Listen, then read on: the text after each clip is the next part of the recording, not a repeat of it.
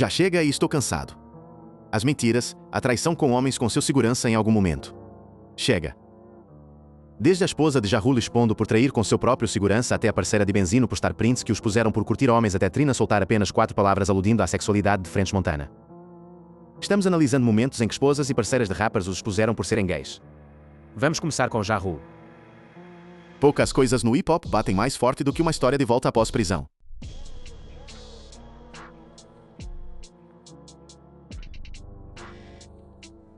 Jeffrey Atkins, o mundo conhece como Ja Rule, saiu da prisão federal em 2013 após cumprir pena por acusações de armas e impostos.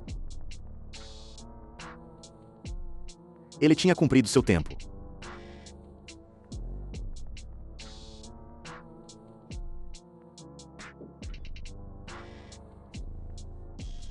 Ele tinha sua esposa Aisha, sua namorada do ensino médio, a mulher com quem estava desde antes de qualquer fama.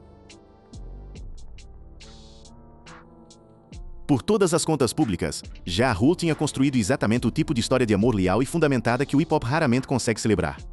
E então a internet abriu a boca na antecipação do que era supostamente um documentário da MTV chamado Married Life After Prison. Citações começaram a circular online que eram alegadamente atribuídas a Aisha Atkins. Eram explosivas. Linguagem crua e amargada sobre o casamento desmoronando e Ja Rule alegadamente deixando-a por um homem que conheceu enquanto estava encarcerado e até mesmo tendo um caso com seu Já Chega e Estou Cansado. As mentiras, ou as linhas alegadas eram viscerais e específicas, o tipo de detalhe que faz as pessoas pararem de rolar. Elas se espalharam por sites de fofoca numa velocidade que a internet pré-Twitter ainda conseguia gerenciar. Em poucos dias, a narrativa estava em todo lugar. Blog após blog estava divulgando a história. Sessões de comentários estavam explodindo. E a pessoa no centro de tudo era um homem que tinha acabado de cumprir sua pena e estava tentando reconstruir sua vida em público. Ja Rule não permitiria que aquilo ficasse assim. Ele foi para o Twitter com clareza que não deixava espaço para interpretação, chamando as afirmações de mentiras falsas inventadas por alguns palhaços de site não fator e deixando abundantemente claro que ele e Aisha ainda estavam muito juntos. Ele era enfático, estava furioso e era consistente. A negação foi divulgada por múltiplos meios, incluindo The Independent e a Post. O casal permaneceu casado nos anos seguintes. Nenhuma entrevista do documentário de Aisha jamais surgiu para validar as citações alegadas. Nenhuma gravação, nenhuma prova, nenhuma corroboração. O que é marcante sobre a situação de Ja Rule é o quão pouca evidência a internet realmente precisa. Um contexto plausível, um homem voltando para a casa da prisão, foi suficiente para fazer um boato parecer real. A história tinha lógica emocional, mesmo que não tivesse fundação factual. Ja Rule repetidamente disse que as pessoas espalhando essas histórias estão tentando danificar sua família. Pelos relatos mais comuns, essa família sobreviveu intacta. Os boatos ressurgiram periodicamente ao longo dos anos com efeitos adicionais, mas nunca produziram uma única fonte verificável. A história de Ja Rule é sobre uma fabricação anônima da internet, uma esposa que nunca realmente disse o que os sites de fofoca afirmaram que ela disse. O que vem em seguida é uma situação completamente diferente.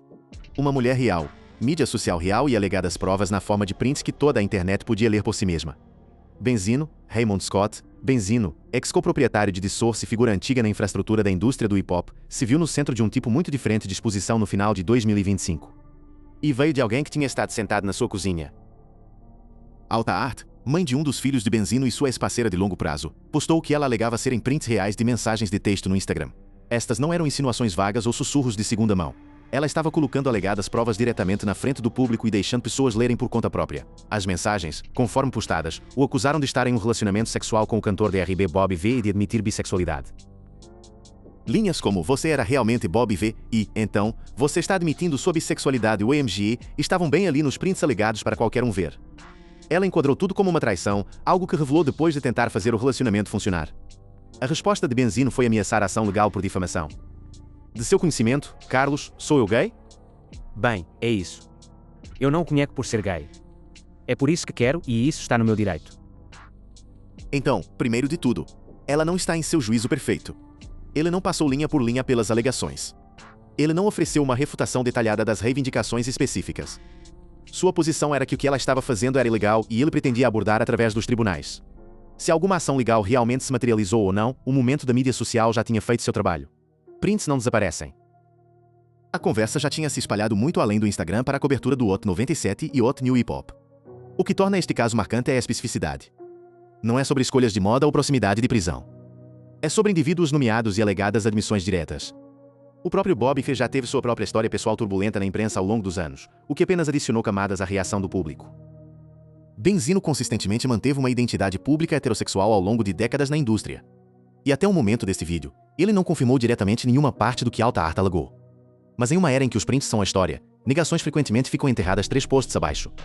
A imagem fica. A refutação não.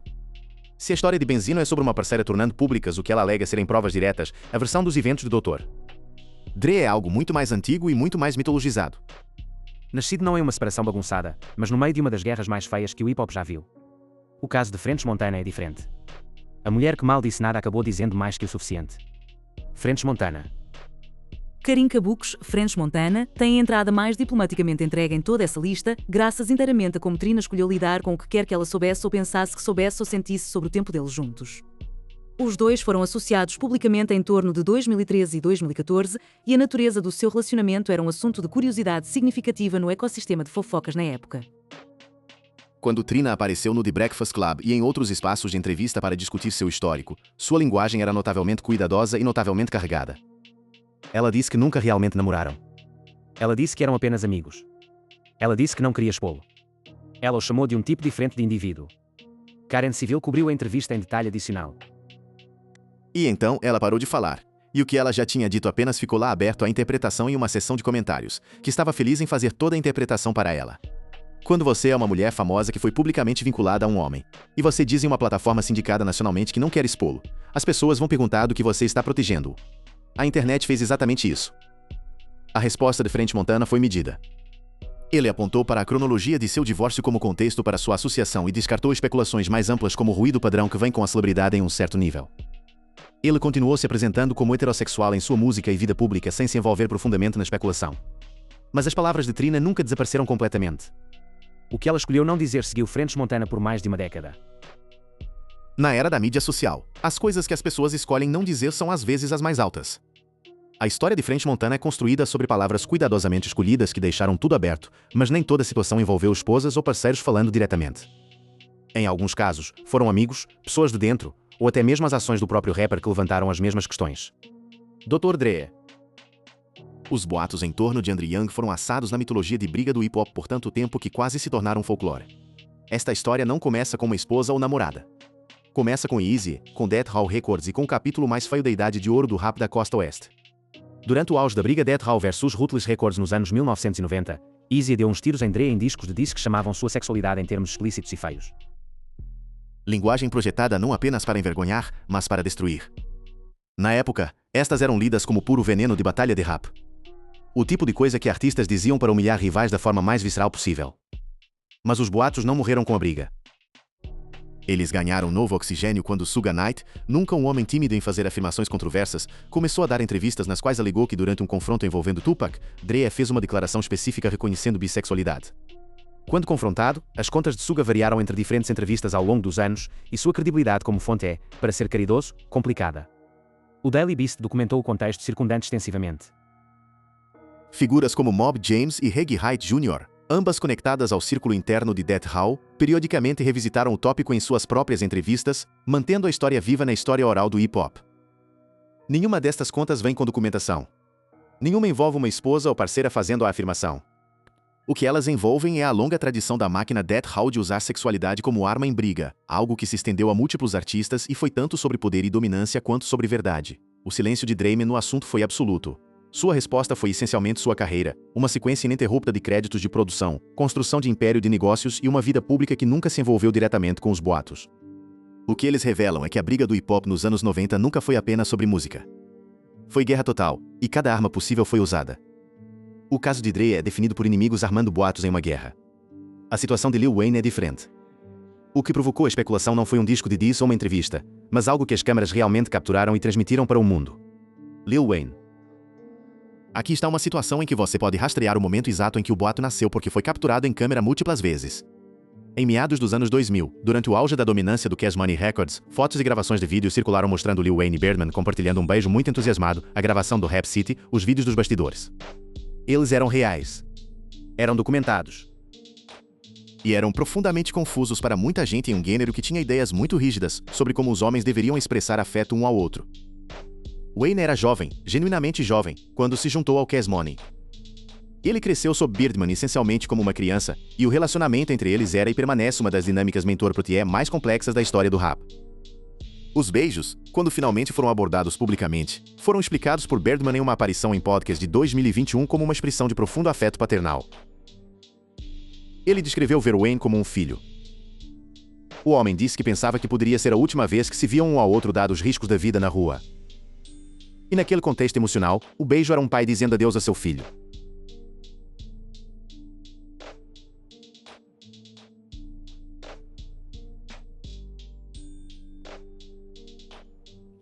Ele disse em tantas palavras que faria de novo. Vulture cobriu o contexto mais amplo do relacionamento deles e suas fraturas em detalhe. Lil Wayne, por sua parte, largamente descartou todo o tópico. Ele apontou para seu longo histórico pessoal, seus relacionamentos e seus filhos como a resposta para qualquer pergunta que qualquer um pudesse ter. Ele também, em vários pontos, expressou frustração genuína na ideia de que um display de afeto entre duas pessoas que se consideram família seria interpretado como qualquer coisa além do que era. A controvérsia foi agravada pela evolução de moda de Wayne. As joias, a exuberância, a persona artística que empurrava limites, tudo o que criou uma imagem mais completa que certos cantos da internet correram com. Mas o cerne desta história sempre foi um mentor e um protégé que se amavam como família em um gênero que não tinha um framework para o que isso poderia parecer. A história de Wayne é sobre afeto que era visível e documentado. Gravação real que as pessoas decidiram interpretar de uma forma específica. A situação de Young Thug é quase o oposto. As escolhas que geraram questões foram completamente intencionais e ele nunca uma vez se desculpou por nenhuma delas. Young Thug. Jeffrey Williams. Young Thug não esperou por ninguém vir para ele. Ele veio para a conversa por conta própria ao longo de sua carreira. Ele provavelmente abordou a questão de sua sexualidade mais diretamente, mais consistentemente e mais interessantemente do que quase qualquer outra pessoa nesta lista. O combustível para os boatos nunca foi escondido. Foi deliberado. Young Thug usou vestidos, pintou suas unhas, chamou amigos homens de termos de afeto em suas letras e apareceu na capa de seu mixtape Jeffrey em um vestido comprido. Ele estava reescrevendo a linguagem visual da masculinidade do rap em tempo real, e a cultura tinha sentimentos muito altos e muito divididos sobre tudo isso. Uma entrevista de 2019 do Big Boys Neighborhood o teve abordando o julgamento público que estava navegando.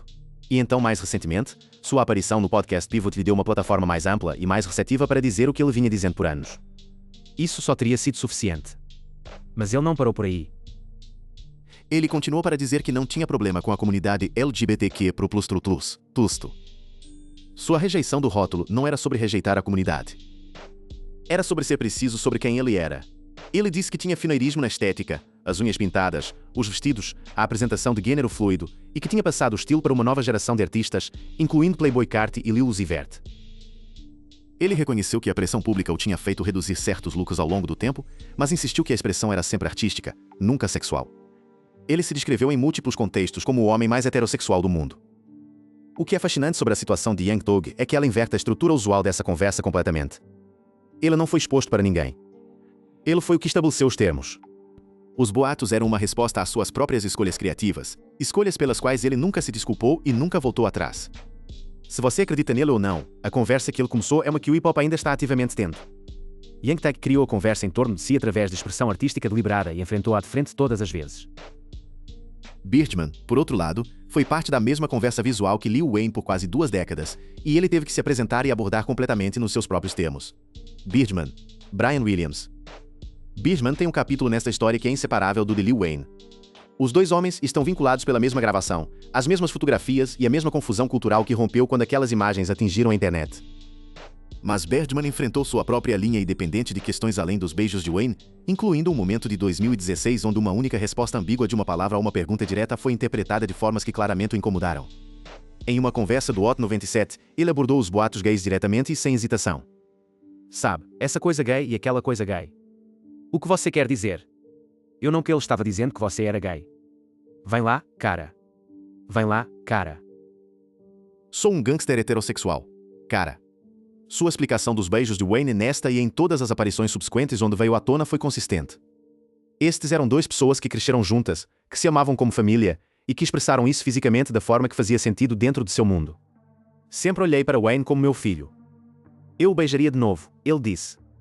Grap Juice cobriu a conversa completa em detalhe. O tópico ressurgiu com energia adicionada durante o período de conflito legal e pessoal intenso entre ele e Lil Wayne. Uma briga que foi pública, bagunçada, financeiramente enorme e profundamente sentida de ambos os lados. Naquele clima, gravação antiga e perguntas antigas ganharam novo ar. Mas Birdman foi consistente em cada plataforma. Sua resposta, reduzida ao seu cerne, é assim que nos movemos em nosso mundo.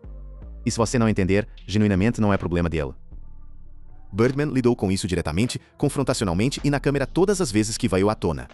Busta Rhymes adotou a abordagem completamente oposta e sua estratégia de silêncio quase total é de sua própria forma igualmente reveladora.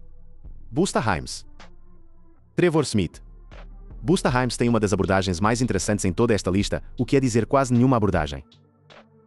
Os boatos em torno dele vêm circulando desde os anos 1990, passando por programas de rádio, quadros de mensagens e fofocas de celebridades da era Wendy Williams no início dos anos 2000 com o tipo de persistência que não requer evidência para sustentar a si mesmo. A peça da Newsweek sobre a subcultura gay do hip-hop captura a era mais ampla que mantinha nomes como o seu em rotação. O que é notável sobre a situação de Busta é sua estratégia de resposta, ou melhor a ausência quase total de uma. Enquanto outros artistas nesta lista foram para podcasts, emitiram negações detalhadas do Twitter e abordaram questões de frente, Busta largamente tratou os boatos como abaixo de seu limiar de resposta. Há momentos documentados onde ele saiu ou desligou questões sobre homossexualidade no hip-hop em vez de se envolver com elas. Uma escolha que, dependendo de quem você pergunta, lê como dignidade, deflexão ou ambas. A ironia é que seu silêncio pode ser de fato a declaração mais poderosa disponível para ele. Ele passou 3 décadas construindo um dos catálogos mais inegáveis da história do rap.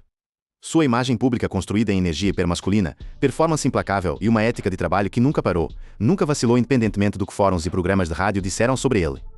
Os boatos existem no fundo de sua carreira, persistentes, mas nunca altos o suficiente para defini-la. E Busta Rhymes, pelas aparências, fez um cálculo deliberado de que se envolver com eles daria mais peso do que merecem. Ele não responde. A carreira continua falando. Busta escolheu silêncio e deixou a carreira falar por conta própria. Drake escolheu algo no meio. E o que torna seu caso particularmente interessante é que a pessoa que inicialmente provocou a conversa não era uma esposa, um rival ou uma anfitriã de rádio. Era um colega. Drake. A entrada de Aubrey Graham nesta conversa data de quase exatamente o momento em que o mundo se tornou consciente dele. Conforme ele ganhou destaque em torno de 2009, fazendo a transição de um drama de TV canadense para a cultura de mixtape para a verdadeira estrela do hip-hop, sua imagem não se adequava ao que muita gente esperava que um rapper parecesse. Ele era emocional. Ele era avançado em moda. Ele era quieto e introspectivo de maneiras que o gênero ainda não tinha visto naquela escala. E algumas pessoas tiraram conclusões disso.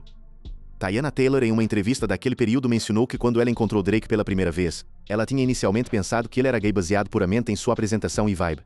Era um comentário casual, o tipo de coisa dita sem antecipar a amplificação que receberia, mas foi divulgado, espalhado e se tornou parte da narrativa inicial ao seu redor. Vib listou entre os boatos gays mais proeminentes e lamachentos do hip-hop. Drake também abordou o clima mais amplo de fofoca e fama vagamente em um post de blog de 2009, falando sobre o desafio de encontrar modelos que não fossem constantemente definidos pelo que as pessoas diziam sobre eles online.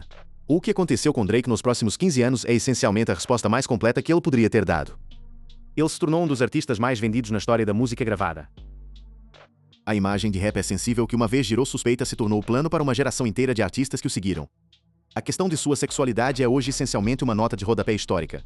Interessante como um momento cultural em como o hip-hop processa masculinidade e expectativa, mas não algo que definiu sua carreira de qualquer forma duradoura ou significativa.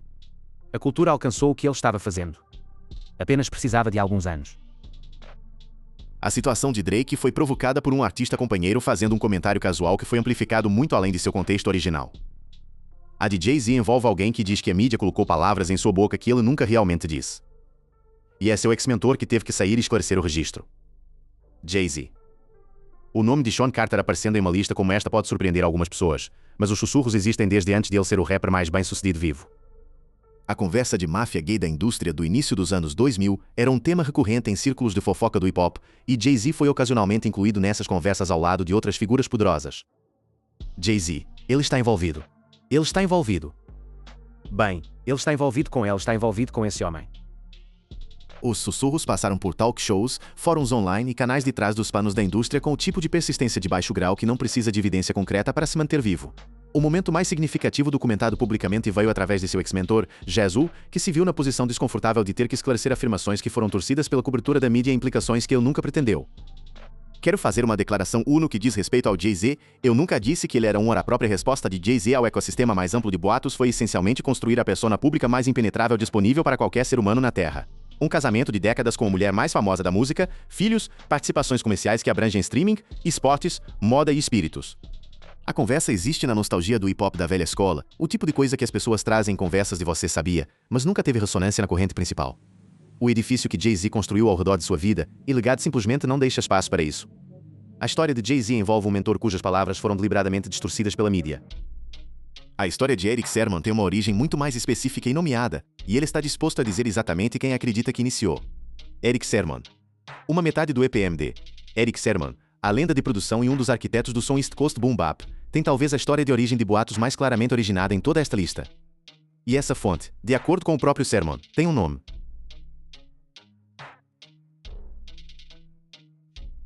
Esse nome é Wendy Williams. A alegação é que Williams começou a espalhar boatos sobre a sexualidade de Sermon após uma briga entre eles. Uma disputa pessoal que se transformou em uma narrativa pública que depois ganhou vida completamente sua no ecossistema de fofoca. Sermon abordou isso diretamente em uma entrevista de 2012 do Vlad TV, nomeando Williams como ponto de origem e chamando as reivindicações de infundadas.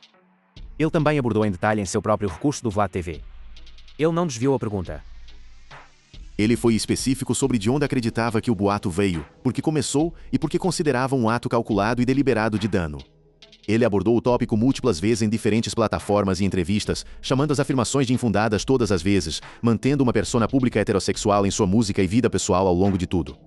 Alguns relatos sugerem que os boatos se espalharam seguindo o fim de suas interações pessoais. A implicação sendo que isto era retaliação em vez de revelação. O que torna a situação de Sermon particularmente ilustrativa e a entrada perfeita para terminar é como demonstra a maquinaria por trás de algumas dessas histórias. Nem toda fofoca de celebridade emerge de fontes anônimas ou fóruns sem rosto. Algumas têm um ponto de origem muito específico, uma motivação muito específica e um alvo muito específico pretendido. Wendy Williams passou anos como uma das vozes mais poderosas em fofoca de celebridade e as pessoas que ela escolheu discutir e como ela escolheu discuti-las moldaram a percepção pública de formas que eram genuinamente difíceis de reverter. A disposição de Erick Sermon em nomeá-la e recuar publicamente é um lembrete de que por trás de cada boato nesta lista, cada tweet, cada print, cada resposta de entrevista, cada linha de diss, há sempre alguém que fez uma escolha de iniciá-lo. Obrigado por assistir. Confira outros cartões em